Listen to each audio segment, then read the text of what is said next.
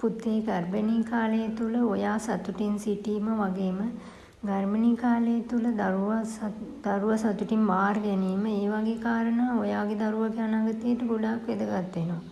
ඔයා කාංසාව, විෂාදය වගේ තත්ත්වවලින් පෙළුණොත් ඒ තත්ත්වය ඔයාගේ බබාට කොහොමද බලපාන්නේ කියලා අපි බලමුද?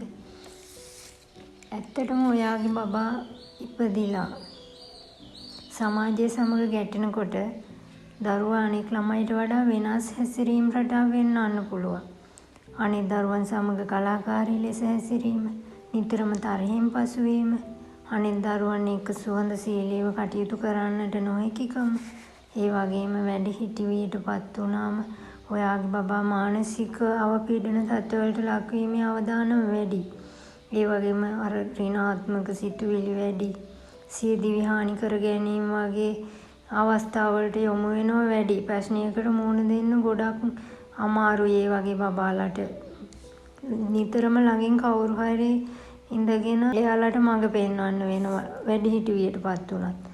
එහෙම දේවල් වෙන්නේ ගොඩක් වෙලාවට ඔයා මානසිකව ගර්භණී කාලයේ තුලදී ඒ වගේ මානසික ප්‍රශ්න පෙන්වනවා නම් ඔයාගේ බබත් අනාගතයේ ඒ වගේ වැඩිහිටි දරුවෙක් බවට පත් වෙනකොට ඒ තත්ත්ව පෙන්වනවා.